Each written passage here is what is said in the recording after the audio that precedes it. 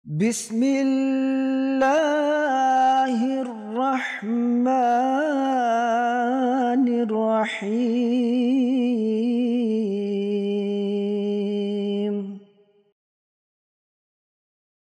Assalamualaikum warahmatullahi wabarakatuh. Pemirsa MTA dimanapun Anda berada, selamat berjumpa kembali bersama saya Ammar Ahmad pada acara Esensi Ajaran Islam. Pada episode kali ini kita akan membahas berkenaan dengan Tuhan tidak akan menghukum tanpa sebab. Masih kita melanjutkan pembahasan kita pada episode sebelumnya, bagaimana kaitan antara usaha, takdir, dan doa. Untuk itu telah hadir bersama kita narasumber kita Bapak Abdul Basit. Mari kita langsung sapa beliau. Assalamualaikum warahmatullahi wabarakatuh. Waalaikumsalam ya. Bagaimana Bapak kabarnya hari ini? Alhamdulillah sehat. Alhamdulillah. Kita melanjutkan kembali Pak pembahasannya. Sebenarnya masih ada kaitan yang sangat erat dengan pembahasan sebelumnya.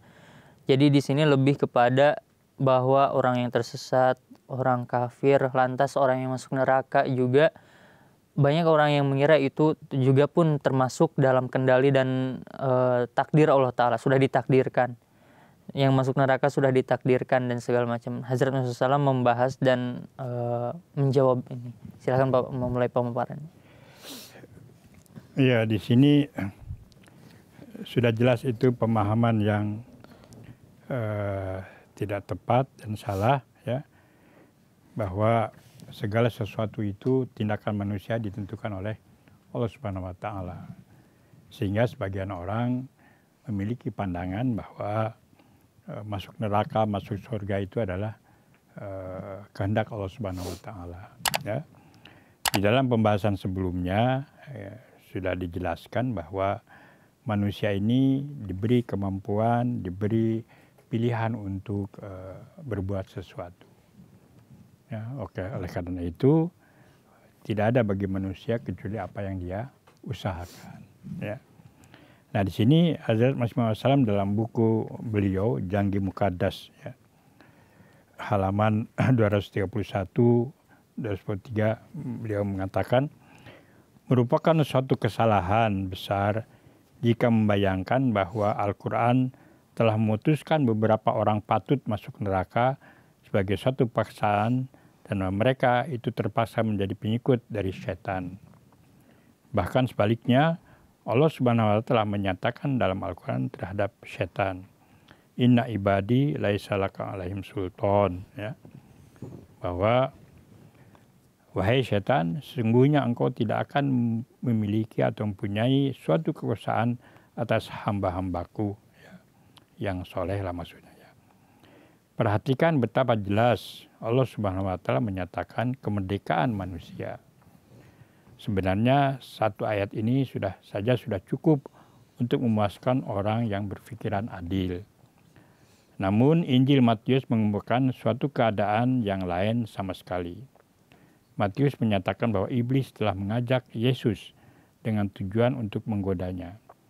Berarti iblis tersebut mempunyai kekuasaan yang sedemikian tinggi sehingga bisa menggiring seorang nabi yang suci dari satu ke lain tempat serta memerintahkan beliau untuk bersujud di hadapannya.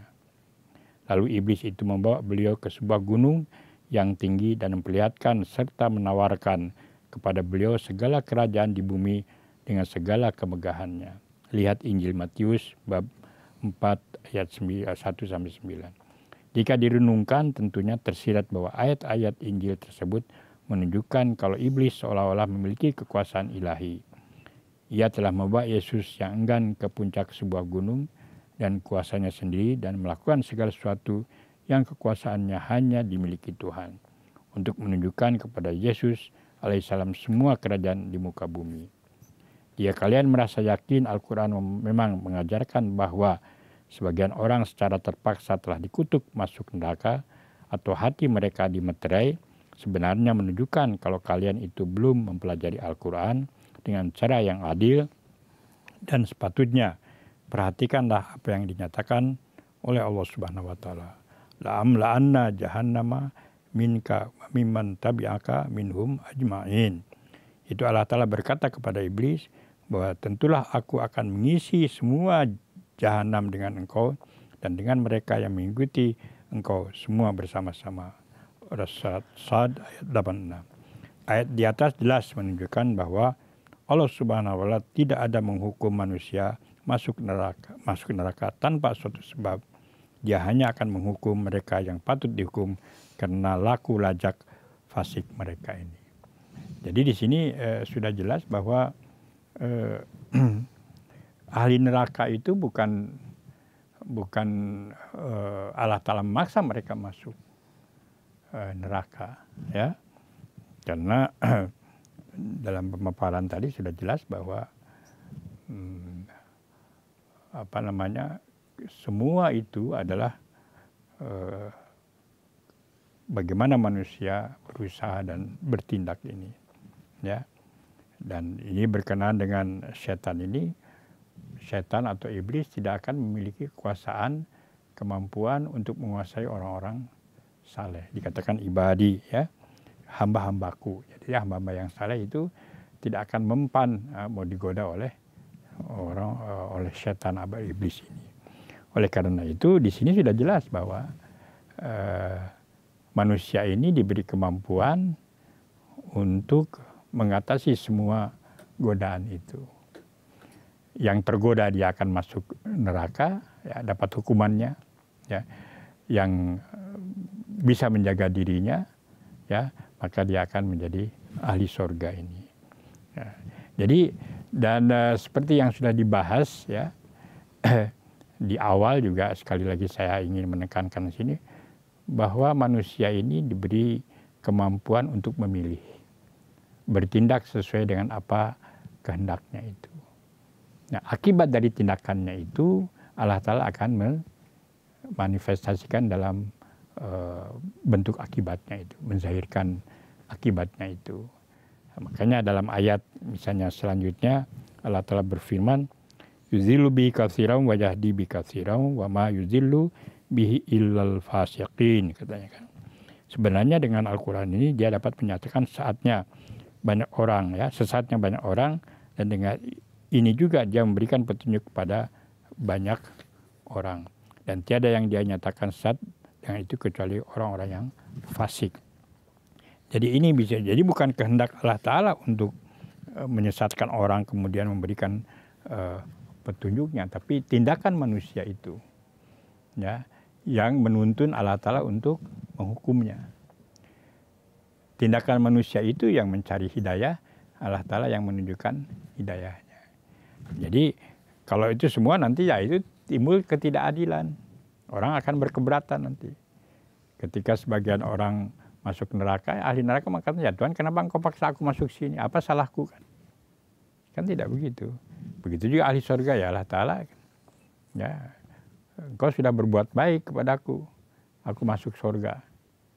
Kan tidak begitu. Berapa banyak ahli neraka semua keberatan. Nah, ini Allah Ta'ala nggak adil katanya kan. Nggak begitu. Tapi tadi ya bahwa tindakan manusia itu, pilihan manusia itu sendiri, dan akibat dari tindakannya itu Allah Ta'ala akan perlihatkan kepada dirinya. Contoh lah ya, kita lihat saja kalau tangan kita ini tidak pernah digunakan, ya, apapun juga sejak kecil dia, lama-lama ini akan jadi lumpuh, ya, apa saja itu.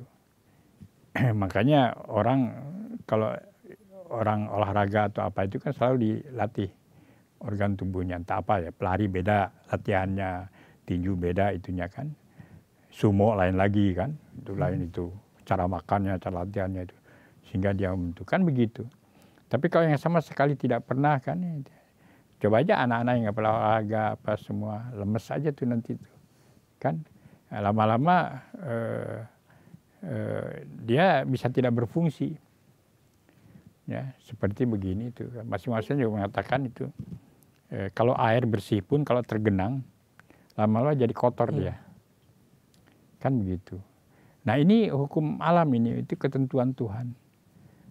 Makanya otak apa semua pekerjaan ya kita harus exercise, ya. Kalau tidak dia akan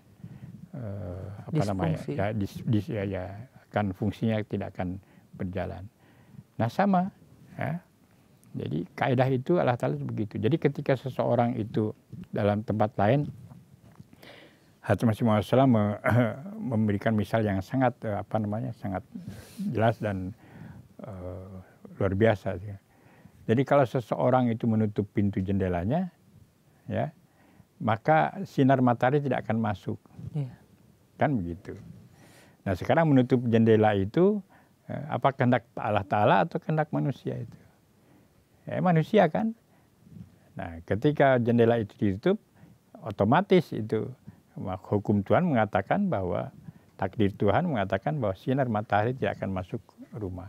Sehingga gelap. Jadi akibat dari tindakan manusia ini Allah Ta'ala akan zahirkan dalam bentuk kegelapan. Kan itu dia. Nah sama semua begitu. Ya. Makanya tidak ada dalam Islam ini Allah Ta'ala memaksakan kehendaknya supaya manusia masuk neraka, masuk surga, tidak.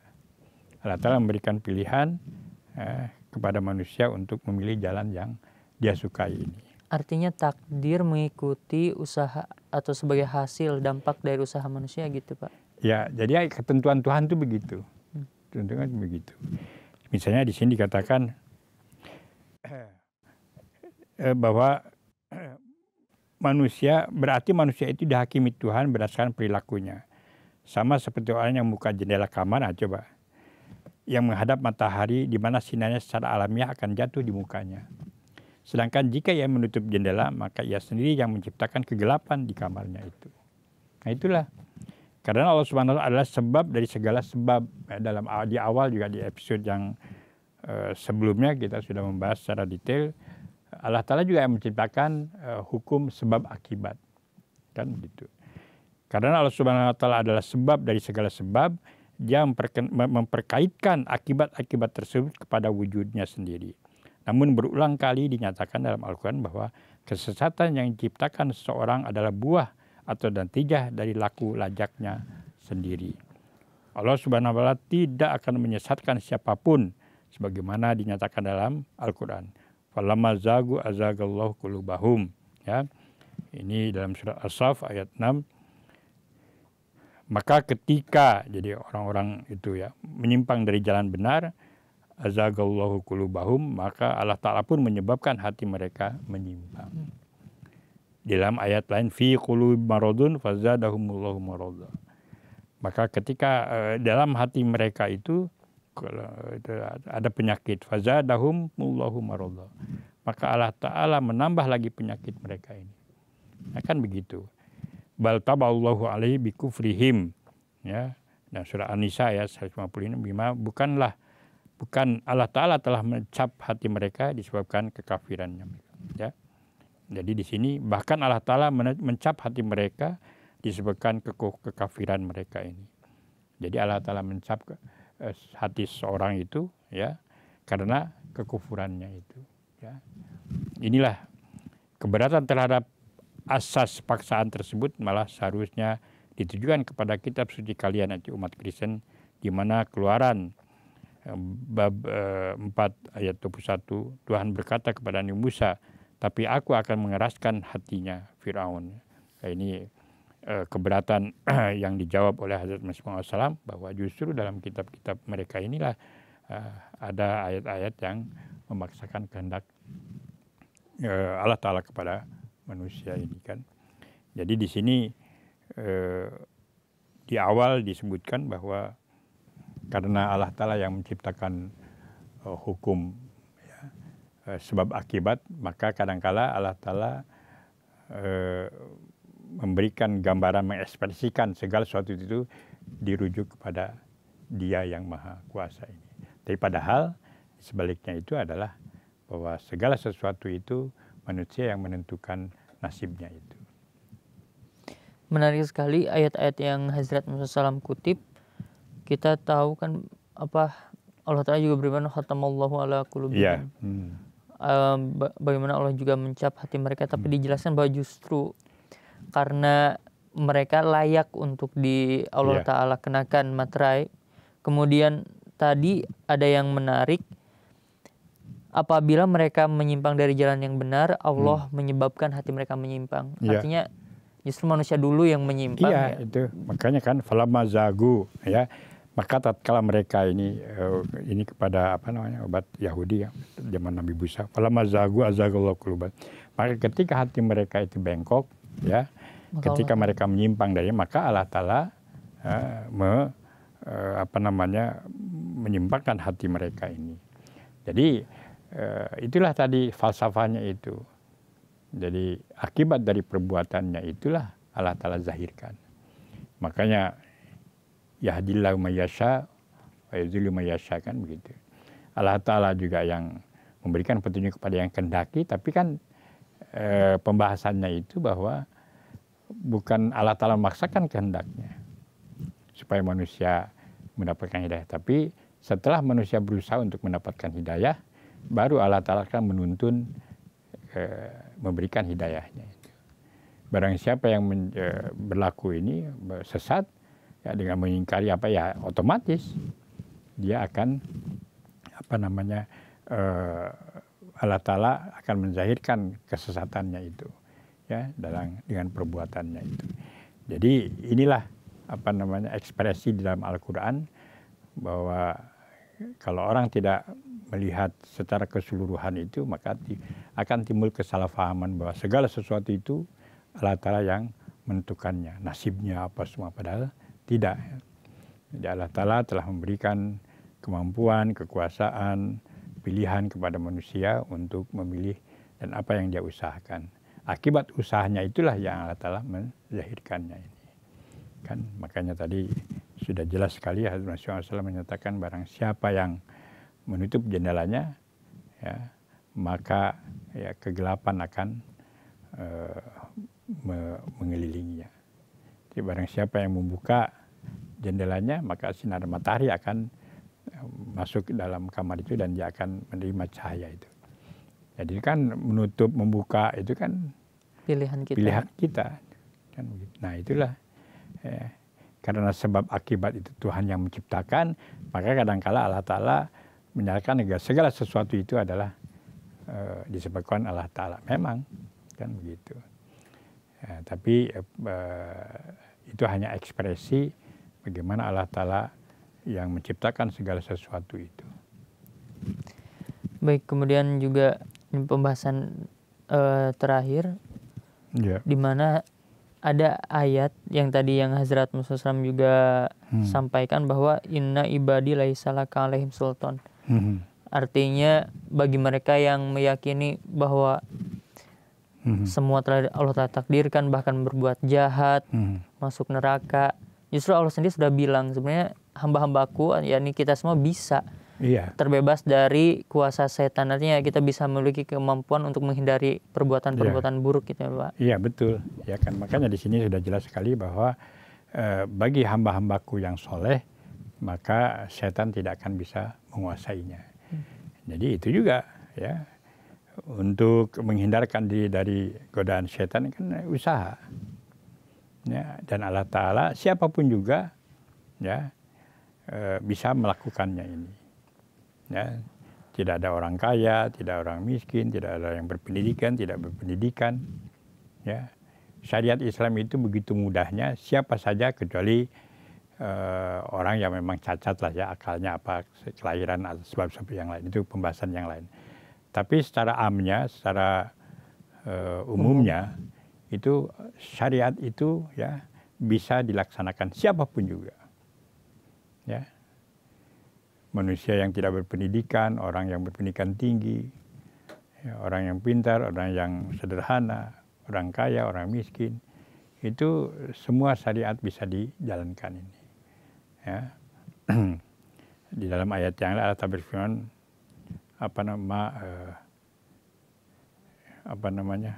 ya itu bahwa ayat yang Allah Ta'ala tidak membebani seorang jiwa pun di luar kemampuannya. La yukallifullahu nafsan illa wus'aha, kan begitu. Jadi Allah Ta'ala itu tahu ya bahwa semua hukum-hukum ini untuk supaya kamu selamat ini, kita selamat ini, semua bisa dilaksanakan. Ya. Nah, ketika kita melaksanakan itu dengan benar, maka godaan setan tidak akan dapat menguasai kita. Itulah yang kemudian nanti jalannya keberhasilan itu. Nah, itulah jadi falsafah cuma sangat erat sekali ya nasib kita ini dengan segala usaha kita. Dan Allah Ta'ala menganugerahkan kemampuan kita untuk berusaha mengambil manfaat dari sarana yang telah Allah Ta'ala ciptakan bagi kita ini. Yang telah Allah Ta'ala anugerahkan kepada kita. Apakah berupa alam atau berupa syariat, berupa Al-Quran, bimbingan. Nah, tergantung bagaimana kita memanfaatkan semua potensi, semua kemampuan, semua petunjuk yang diberikan oleh Allah Subhanahu wa Ta'ala. Itulah yang menentukan nasib kita ke mana kita akan berakhir itu. Baik, Pak. Untuk menutup episode kita pada hari ini, silakan Bapak memberikan kesimpulan. Ini pembahasan terakhir kita berkenaan dengan takdir dan nasib. Insya Allah kita akan membahas tema baru di episode selanjutnya berkenaan ketakwaan. Silakan, Pak. Ya, oleh karena itu kita sebagai kesimpulannya bahwa Allah Ta'ala telah memberikan kemampuan kepada kita, pilihan kepada kita untuk menentukan nasib kita sendiri ini. Mudah-mudahan Allah Ta'ala ya, dapat selalu memberikan petunjuk, yang memberikan bimbingan kepada kita untuk selalu dapat memanfaatkan ya segala apa yang dianugerahkan oleh Tuhan untuk meraih keridhaannya. Amin. Bapak jazakumullah asal jaza atas pemaparan dan penyampaiannya, Pak. Baik pemirsa MTA dimanapun Anda berada, itulah pembahasan terakhir kita pada bab berkenaan dengan takdir dan nasib. Insya Allah kita akan berjumpa kembali pada episode selanjutnya dengan pembahasan berkenaan dengan ketakwaan.